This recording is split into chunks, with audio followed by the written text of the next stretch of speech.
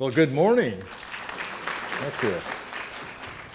This is one of those situations, once again, I find I'm speaking right before lunch after a full morning. So that's always, has its own challenges.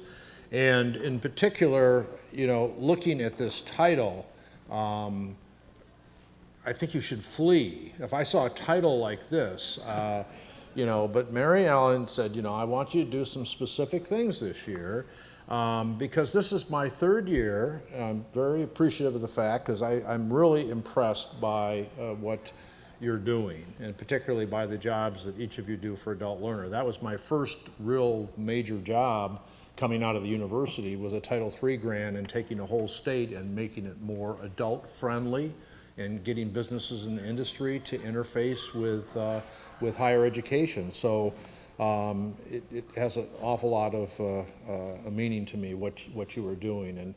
And I've bragged on you all across the country. I haven't found too many organizations that are similar to yours. So it's seemingly a dry topic, but what she was interested in was this past year, there's been so many things that have been going on. And what I like about this conference is in between your individual sessions and your plenary sessions, you've got a lot of really important ties. So that some of the things I'm going to make assumptions that you're aware of or you can find out about, but I'm going to try to, as my wife says as she watches me struggle over my PowerPoint, what's your story? And I guess the story is, in point number one, is, this is what I did during my summer vacation over the last year and a half. And it's an important story because it shows the tremendous dynamic framework that's going on in American education. And I didn't say higher education, I'm talking about American education because I sometimes, when we make these presentations, when I talk to industry, they're talking about the pipeline. Toyota's career pathway begins in kindergarten and goes all the way through doctorate, if you want to see it. It's an amazing pathway, which I'd be glad to send anybody that wants it. So this is the topic, basically, is to look.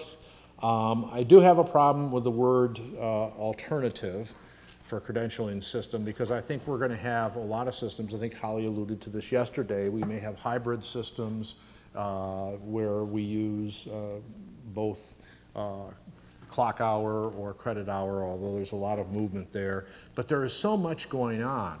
And I have to, instead of putting things on here like game changers and the tsunami and things that I originally wanted to do for some shock value, the one thing that really hit me is I was at a meeting with a large number of advocates of social policy and workforce change in DC.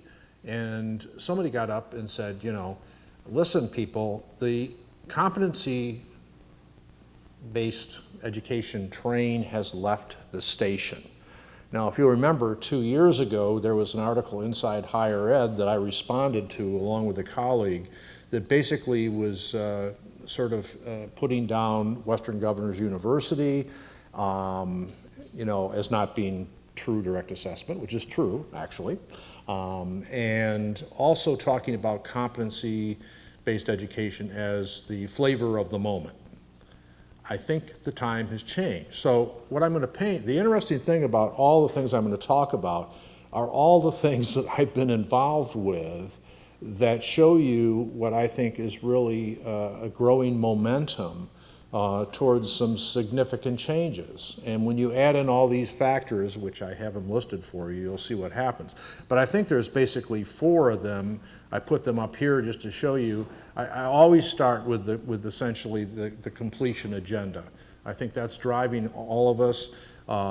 A recognition that really started as early in my work as 2009, the chaotic state of the current credentialing system, the proliferation of credentials And we can get into talking about all the different credentials they are, but a real focus on how do we provide information to stakeholders, to students, to parents, about what credentials are, do they have a return on investment? Do they have validity?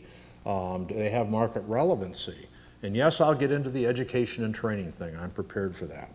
And then the shift to outcome performance measures and competencies rather than seat time. That's why in your booklet there you have a copy of Amy's Cracking the Credit Hour. We could sit here and just review that, and that would be a very good lesson in itself. Although I know when I read the original draft, and I wrote a lot of comments, and I called her up, because you can never write enough of what you want to say, and I said, can I work with you on the next paper, which focuses more on the direct workforce applications of these questions, because a lot of it deals with the major changes in higher education.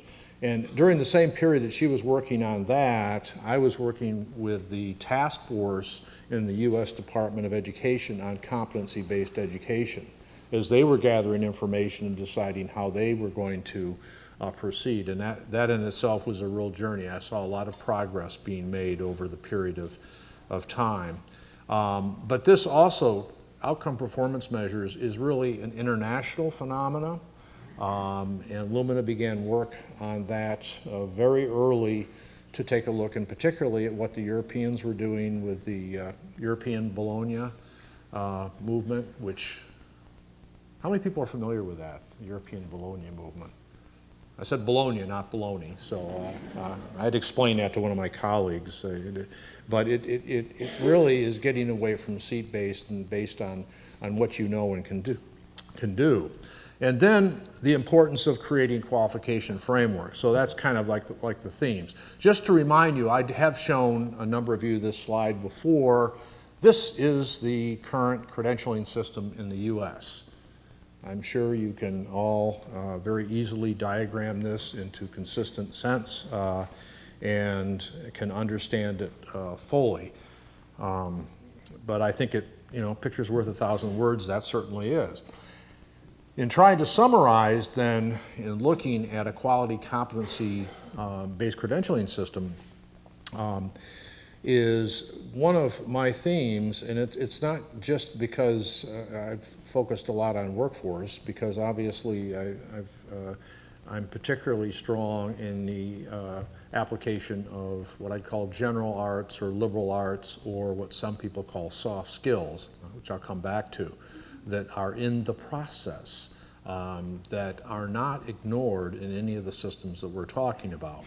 But deep employer engagement in the process is absolutely critical. And you'll see in some of the work that's been done in these groups I've worked with that they re-emphasize that. So I think it's very much of a consistent feature of quality.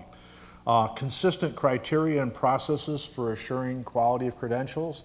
I met with 100 presidents in the last year who don't understand why it is that they develop these curricula and present it to businesses after talking to them, and it's not what the businesses want. Well, what processes are they using? They're not consistent. We are looking for a system that will really provide portability, that a business degree in Linden State in Vermont will be the same as a business degree, baccalaureate level in San Diego State, or you can pick a private college. And of course, a lot of this we've been informed by the European work, because there's a huge concern with 50-some countries to basically have degrees not only portable, but also that they're transparent to the stakeholders, to the business people and to employers and to educators and to students. And then the whole importance, we use the word stacked a lot. I've seen tiered, I've seen bundled, but stacked can mean many things. We're still working on definitions of many of these things, but from the standpoint at least of ensuring that students can make progress, there's a lot of on and off ramps that they have. It's not a linear process. So that's a very important concept, which again is almost a subject on itself. And then market value. And this is a question that is coming up consistently now. Employers use credentials in hiring and promotion. I heard about 6 months ago a Department of Labor official who's working in this area get up from the table and say, I don't know what an industry recognized credential is anymore, because what's accepted by one company in one state is not accepted in another. And so if we're really working with companies the way we should be, then we should be informing this from the beginning. So I think that's going to be one of the signs of whatever we're doing with our credentials, is we've got to ensure that they're going to be used by employers in making hiring or career advancement decisions. So that's certainly one of the elements. This is from an article I refer to. I have a little in the back of the presentation. Certainly not a selected grouping of literature, but this is from Louis Soar's Disruptive Look at Competency-Based Education. You know, again, looking from the technology standpoint, but it certainly shows you, you know, from foundation to very specific skills and, you know, the task and so forth. And I'll go into this deeper as far as what the general education skills are that we're talking about. But the critical element in this, which is still in the process of really being developed, is in the whole area of assessments. You know, in trying to move assessment, which we now can do with technology, back to the point of where it's learned. And when you do that, then you can move people through at a much faster pace if they can demonstrate that they have those competencies, and that we're only testing people for the competencies that they don't know, because we've already assessed them for what they do know. And I thought this was a particularly good slide. Also, we're working on getting a number of pictures and illustrations and design of a lot of the things that we're talking about to help the whole process and help people understand it. Skill and knowledge acquisition. This is a slide here. It's based on a lot of the work we did with the Cerdna Foundation, working with employers and working with institutions that had really applied a lot of these principles, quality principles, to establishing standards and competencies and assessments and credentials at a very detailed base. So there's a good deal of work out there, but it's, I think, sometimes you can either call them random acts of progress, or you can call them lighthouses. And part of those is the trick is, I think how you refer to this, is how we collect those and how we really take the process where things already work and really take them to scale. But in this particular slide, what you have are, you know, the competencies, the learning that occurs in traditional institutions, you know, for credit and their assessment, and obviously through the whole list all the way to credentials. And then you have all the alternative and informal learning, and you can go on and you can make this list even longer. And the work that we did in a research paper several years ago called Giving Credit Where Credit is Due, Creating a Competency-Based Framework, working with Carnevale, Tony Carnevale at Georgetown, came up with the fact that roughly half of the non-credit education in this country is really taught outside of institutional structures. And so it's simply, as you'll see when we get into some of the federal initiatives, absolutely imperative that where this is collegiate level learning, that we should recognize that. And these are just some of the things that we know that are important. Work-based learning, military, MOOCs, apprenticeships, et cetera.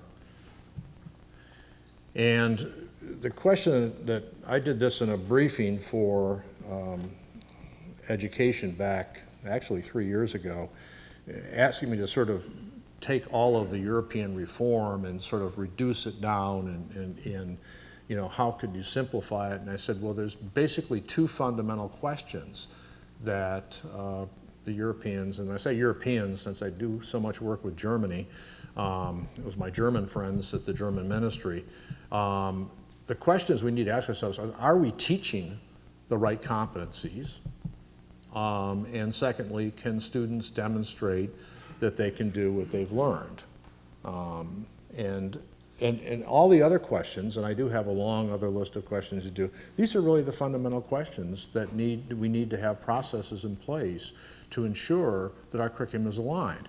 I will tell you from a community college perspective, because I was on the platform with an economist from Georgetown University that made the comment that, quite frankly, two-year college curricula was not aligned as it should be with the needs of employers, that we were still having too much supply-side driven response to workforce needs than a demand pull.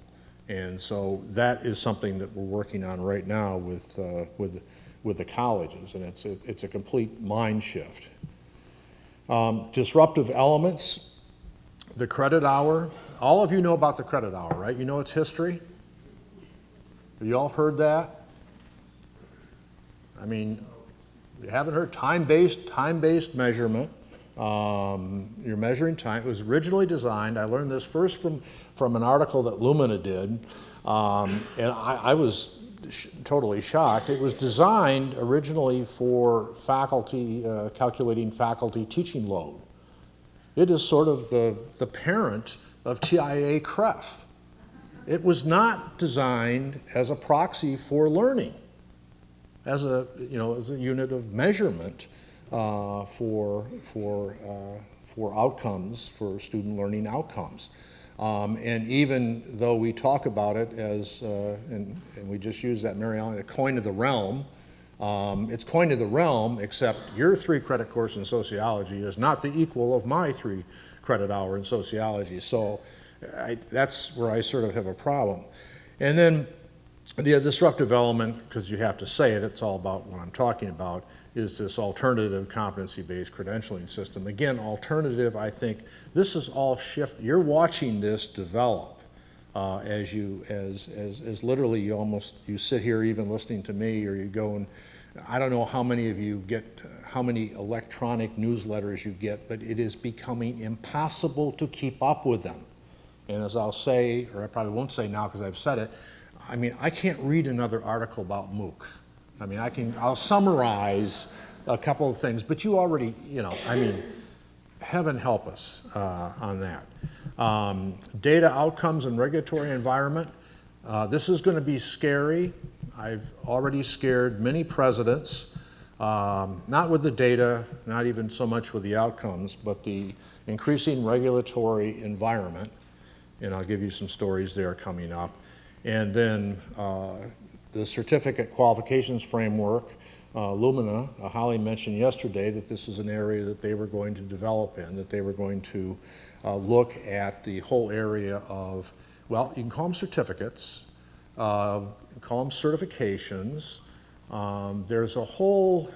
There's tens of thousands of these, what I first called sub-associate degree credentials, and then I found in other countries complexities of these very short-term courses that were on a baccalaureate level, if you will, and then that discussion we had yesterday during Holly's session about graduate certificates. Again, it raised, so I've been trying to use the word sub-degree qualifications, and I can tell you the Australian system has about 4 or 5 different levels. The Europeans, when you look at their system, they've got a number of systems that refer to their, what they call VET, we would call CTE. It's sort of high school, but remember high school actually extends longer in Germany than it does in our country. So the person I'm going over to Germany to see Tuesday, we get to spend 4 days talking about short cycle occupational programs, which is their level 6 in their qualifications framework, which is in their minds equivalent to an associate degree program. So we're going to be going and talking about this whole issue that we're discussing today. And then finally, there's some interesting discussions in Pell Grants that I heard in DC that I'm just going to mention a little bit. How many of you are familiar with the proposals that have been put forth on the Pell Grant? Anything I can give new news to. Again, we have to see where these are going. Just more disruptive developments, the quality assurance issues of all these degrees, of the Lumina's DQP, degree qualifications profile, is meant to really assist in that, as well as the Tuning USA. MOOCs, I don't have to say another word. Work-based learning, a very recent report with the Chronicle of Higher Education was one of the co-sponsors of that, showed that employers value work experience more than they do credentials. And there's a lot of different complexities of that, and I've seen several other studies. But then when I get done with Germany, I'm going to Denmark, and we're meeting with a group of European colleges, and we're bringing over some of the people from Pathways to Prosperity from Harvard to meet with the Europeans, because for the third time in my career, we've rediscovered the European apprenticeship model, the dual degree program. And I've been taking people to Germany for 25 years, and it's starting all over again. So I think it's a good thing, but it's kind of what I think Lumina did with the DQP. You know, it's not a copy of what the Bologna did or what the Europeans did. I think the word was very carefully used. It's informing us, because there's a different structure of employers, of social partners, otherwise known as unions, and the role of the government, the role of the Chamber of Commerce.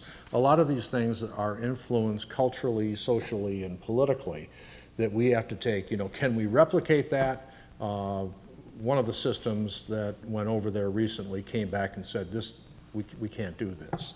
We also think it may be the beginnings of a question that was asked me the other night about how to explain the attainment of other countries in terms of completion compared to what the U.S. is doing. And I think we were talking about the German example as a means for doing this that we need to look very carefully at.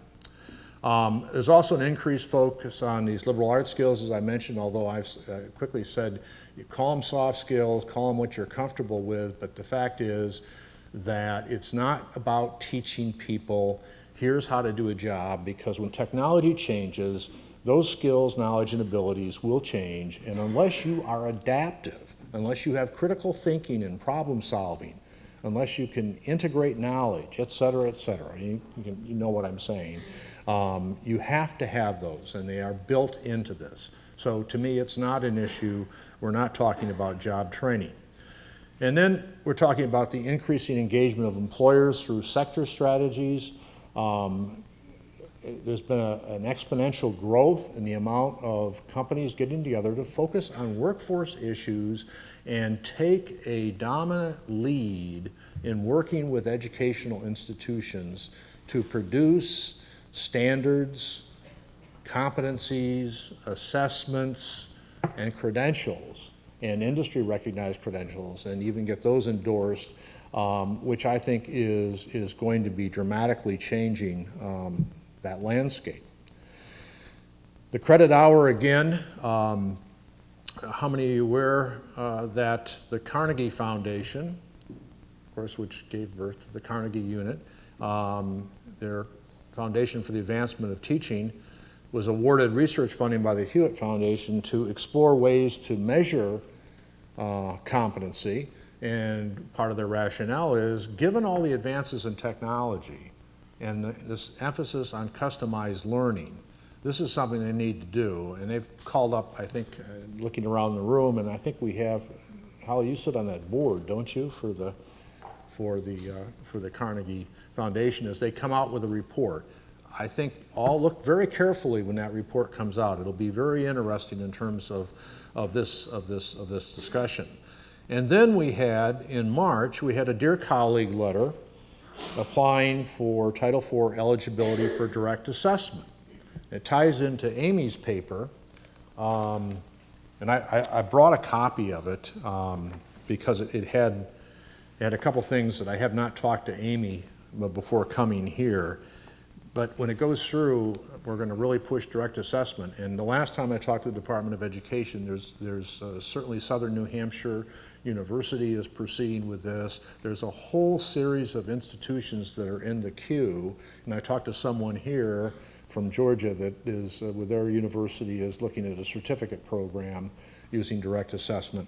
But it was just interesting. I wonder what Amy will say. There's still 2 references in here. As part of its application, the institution must explain how it determined the equivalent number of credit or clock hours for the program for determining competencies.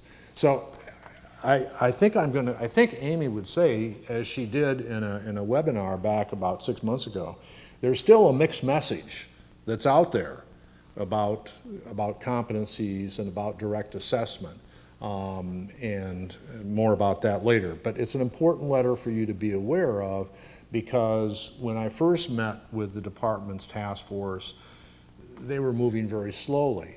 And then all of a sudden, there's just been this acceleration. And I think that's very, very important. And I think some of it occurred when Secretary Duncan was bragging about Western Governors University, and it was pointed out to him, it really didn't use the direct assessment language that had been created in 2008. And so he revised the statement and said, well, what they're doing should become more commonplace. He used a different word, but that's the sense of it. But I think they realized that. And then, of course, cracking the credit hour I've mentioned. Now, the series of activities that I'm going to show you now have one interesting thing in common. There's a whole group of people that are working on establishing the idea of a new American credentialing system in at least 3, if not 4 areas that I know about. And if any of you know of other groups, we're trying to collect those. And I'm looking at Judy as I say that, because we have a lot invested in this. And the Hope Street Group, in particular, is one that's a national bipartisan public advocacy group trying to inform how we can really strengthen the economic opportunity for all Americans. And they have a really terrific group of people, and at least 3 of those people I'm working with in other groups. So they've all kind of cross-fertilized each other in their language, which you'll see as you go through this. And I'm obviously not going to go through every line here, but you'll see this. You'll start to see the similarities. So I really, again, going back to my main point, I think the momentum in this area is really started, and even at great risk if they're here today, is when I first spoke to this group, I had 2 days of fantastic discussions, frankly, as a former university professor, on can you measure learning? Because when I presented the Lumina degree qualifications profile, and so the issue was, well, you really can't do it, and yes, you can, but it was an outstanding discussion. But the Hope Street Group is, what they're calling it is standards, driving adoption of industry-defined standards at scale.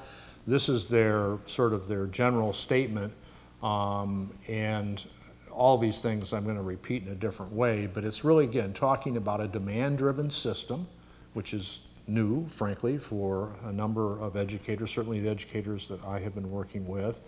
And it's talking about moving freely between education and work-based learning and receiving industry-recognized credentials for learning regardless of where it is. So that's our prior learning, that's our industry training, that's our industry credentials that we have.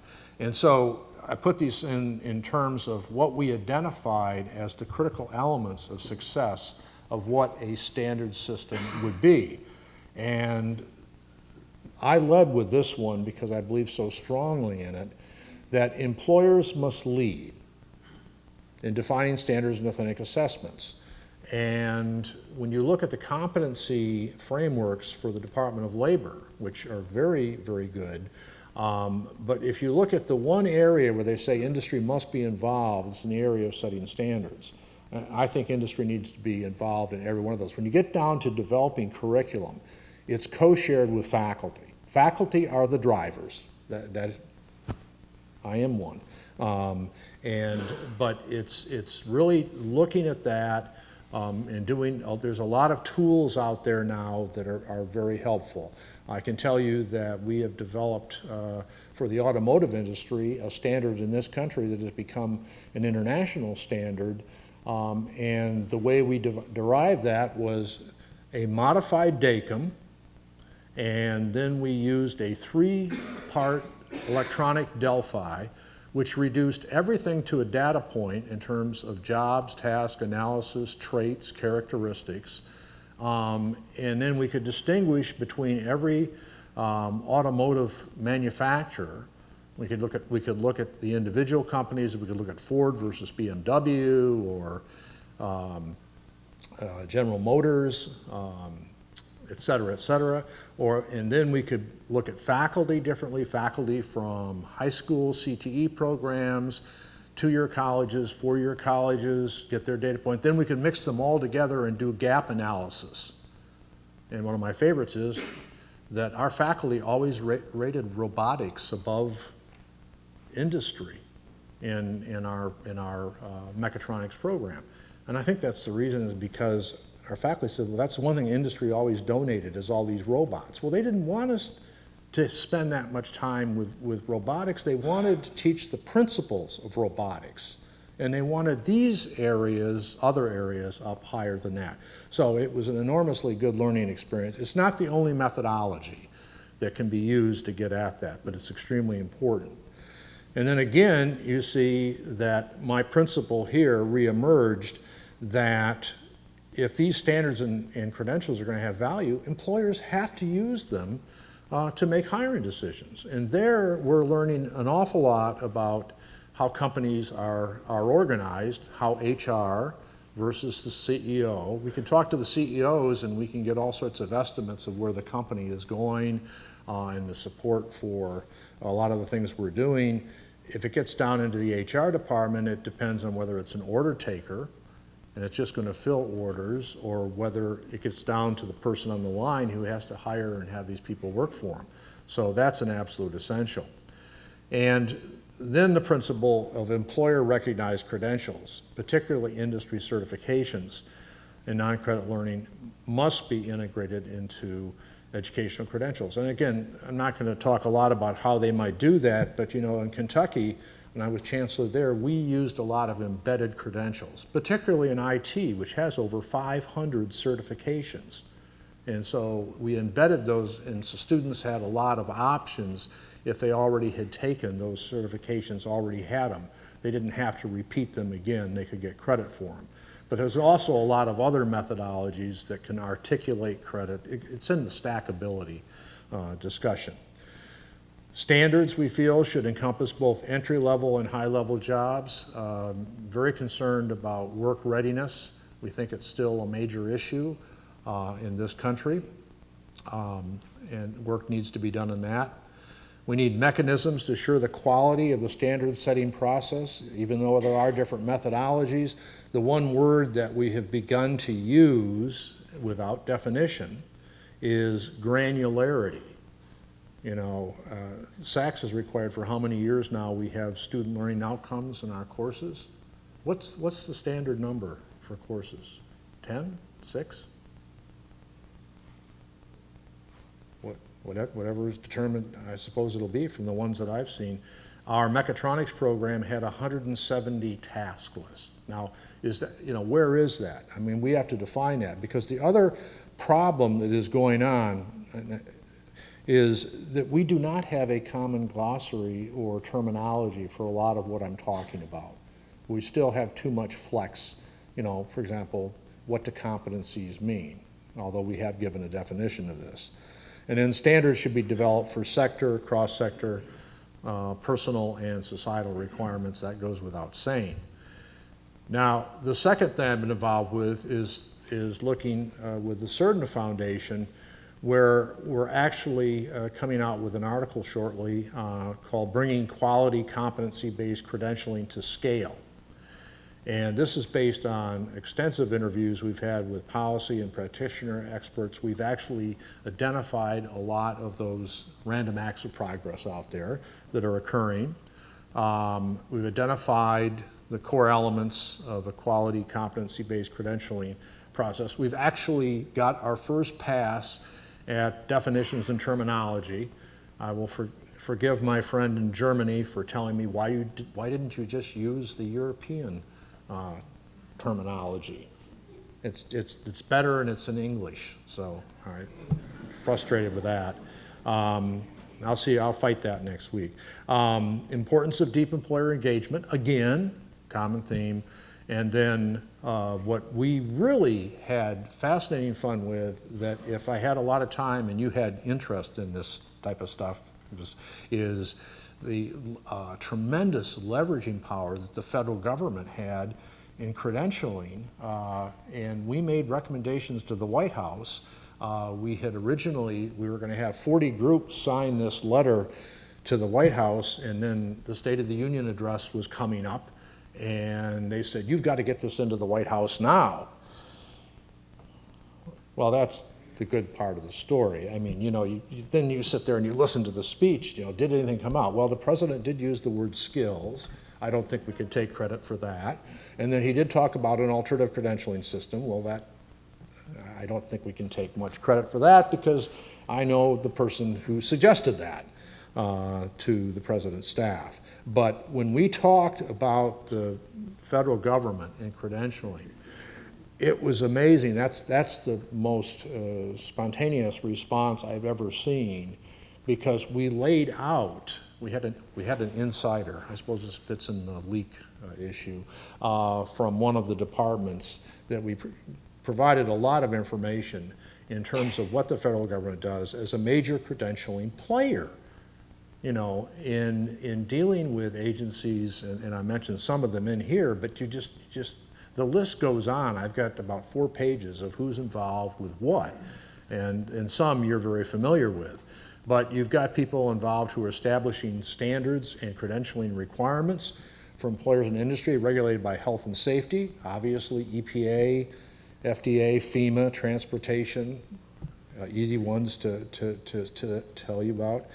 Making policy and managing grant and aid programs that include program standards based on training, the identified competencies, and these are actually specifying in RFPs.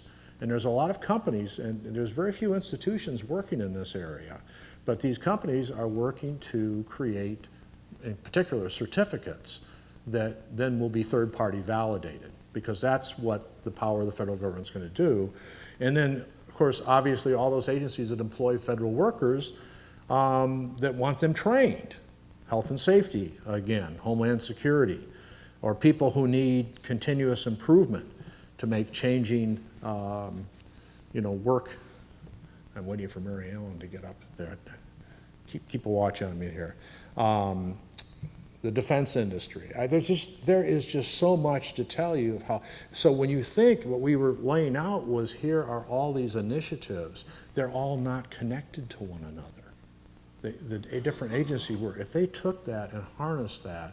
And so what we really do is we really advocated that they put together a council, a permanent council, which could be established by executive order, that would really do so much to facilitate the work of creating, what we're talking about with the credentialing system. And you tie that together with a public-private partnership, which I'll explain in a different context. The second role of federal government is as a policy setter and funding source. This one is one that we easily understand. U.S. Department of Education, just start naming all the funding programs, from Title IV to Pell to FIPSI to NSF, ATE, Department of Labor, the TAC grants, the new Career Pathways grant that's out there, veterans. You could mention agriculture here, which is another huge area, and Department of Health and Human Services. There just is so much. And like I said, that's a response that we really had. And these then were our very fundamental recommendations. Everything else was an appendices. An interagency credentialing steering committee, as I said, and then this public-private strengthening skills and credential council. And I'll quickly mention for those of you who have a memory of this is not the National Skills Standards Board that was a flop back over a decade ago. It's building on things that are already underway, and it's taking those into account instead of establishing something. And then I mentioned quickly the American Association of Community College. Actually, it's refreshing. When I first read the press release for the American Association of Community Colleges 21st Century Report on Strengthening Community Colleges, I thought it was written by an angry reporter who hated community colleges because it talked about the disarray, it talked about the poor performance statistics and completion and retention, et cetera, et cetera. Then I opened up the rest of the article, and it was from the AACC.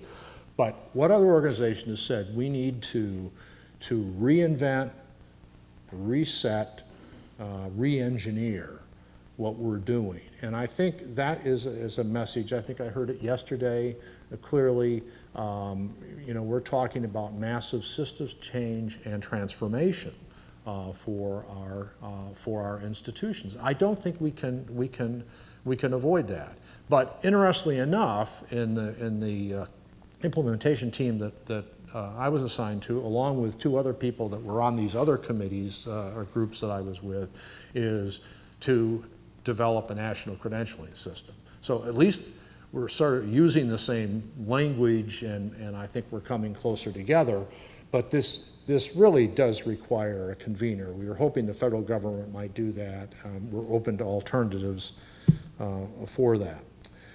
Quickly on the data outcomes and regulatory environment, you know, this is the Department of Education in particular, Department of Labor, Aspen, we had talked about, maybe mentioning a few words on, which is easy to do for me. But these are some of the selected things that the Department of Education is going to look at next year that relate to what I'm talking about. Distance education programs, clock to credit hour conversion, which sort of sets a different message out for direct assessment.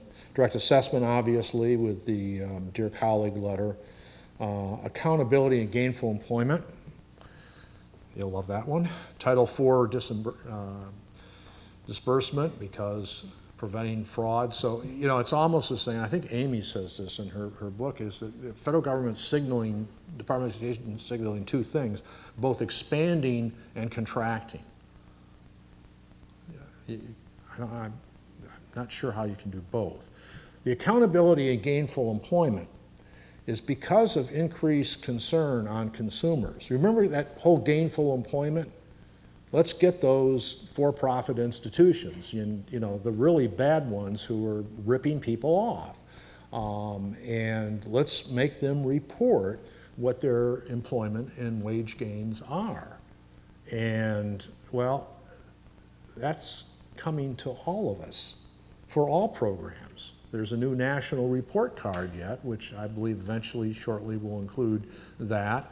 The terms in Washington that I heard last month, two words which I was told to put in my vocabulary: value and pay for results, pay for performance. And I've seen those over and over again since that period. And actually, the new, well, I'll wait till the Pell Grant thing. Increasing pressure is being brought to bear to collect student wage and job data. It's a major data issue. The foundations are very interested in our data issues that we have nationally. I collected that information in Kentucky, and I published it because instead of doing, you know, the normal ROI study, the people from University of Louisville and University of Kentucky said, we won't do that. We're not going to take your salaries and do the multiplier effect, and, you know, that's the value you have in the community. We're going to have Mary Ellen stand up and say, wrap it up, Keith. They said, we want you to show what people gain financially from their education. And that was, we did our first study in 2000. But there's increasing pressure to do this. In fact, if you go to collegewwmeasures.org, you will find economic success metrics, which 6 states now are doing the gainful employment thing that are part of the state plan. That's coming. We're all going to do it. Our colleges need to be prepared. And yes, we'll get no new money for this probably. And if you get to the TAC grants, these are the community college grants who've done a lot for innovation. They put all of these things in their innovative guidelines for colleges to choose from. They have prior learning in there. That was from the first round. But what people don't know is they're going to require in this round 3, which can include 4-year colleges. I'm working with a 4-year college now in Michigan in a consortium with 2-year colleges. They have to be able to show how they're going to include the wage outcomes of all their programs. That's pretty significant. The outcome measures of Aspen, real quickly, these are very easy to understand. This is what we're measuring. We were the first really to do that. And we've learned a lot. And in fact, got to mention Lumina, the certificate qualifications, which I talked about earlier. This is where it would fit. This is the degree qualifications for the associates, bachelor, and masters. You'll note the domains of learning, the 5 areas. This is how we were going to learn how to level and look at certificates, look at non-degree credentials, so that we in fact can really point to what is of value and what will really help students the best. Pell Grant, the discussion is on the table, which, and I didn't notice this until recently, that Lumina helped fund this. And the Pell Grant is simply looks at having a Pell Grant that finally recognizes that adults need help. And also they ought to be coordinated with some of the other public workforce system services to help make them successful and overdo barriers.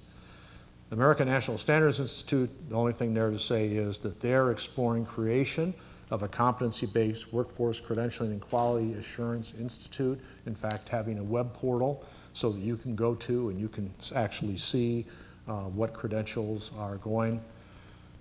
I won't cover MOOCs. There's a lot of good questions asked. You can read those, but we now have a lot of answers to questions. Remember, it was December 2011 when Inside Higher Ed first used the word MOOC. It was actually, I go back to 2008, but not Inside Higher Education. And that produced all of this stuff. And is it going to be the game changer, or all these things going to happen? We simply, how are we going to judge success? Somebody said, tell me the goalpost. But go to Inside Higher Ed today and read and look up the MOOC moment. It's a webinar and it's a series of articles. And it's excellent in terms of capturing. You won't have to read anything except you can see what, continue to read Georgia Tech and Udacity, the Duke faculty protesting against MOOCs at Duke for EDX. You can look, Georgia's now a member of the new Coursera consortium. You can just go on with all the things that are happening. And you go back to those early questions. Work-based learning I've talked about as I've really presented it. It is a particular focus in the new grants. Again, commend the Department of Labor and career perception. The liberal arts skills, I wanted to get to that because quite simply, 2 slides. Look at these competencies. This is beyond job task analysis. This is beyond doing this job. This is what Europe does, and this is what graduates, employers, and academias rank in terms of the most important competencies. These are not job tasks. These are about really learning and using knowledge, using your head. I had wanted to talk about sector. I had put that in, but I'll wait and give that slide to you separately. I wanted to do it. My last slide that I really want to put in here, because it goes on and on, quite simply, is something that was said yesterday about really structure. We can have process, we have innovation, we have had the strategies that Lumina has discovered with adult learning. I can list endless list for you, like building on Holly's. The bottom line is we're talking about institutional and instructional transformation of our institutions. And that's quite simply a fact, and that is our challenge.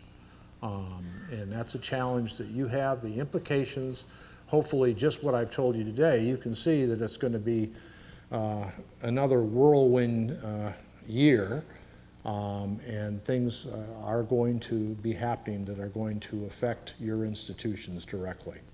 So with that, I will end it and take your questions, please.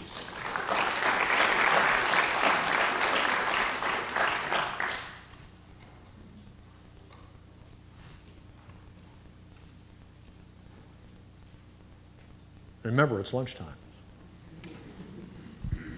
And I'm always available if you have any questions or you want any materials. I consider that my mission in life. It's keith.bird@kctcs.edu. Pardon? Your contact information is in the...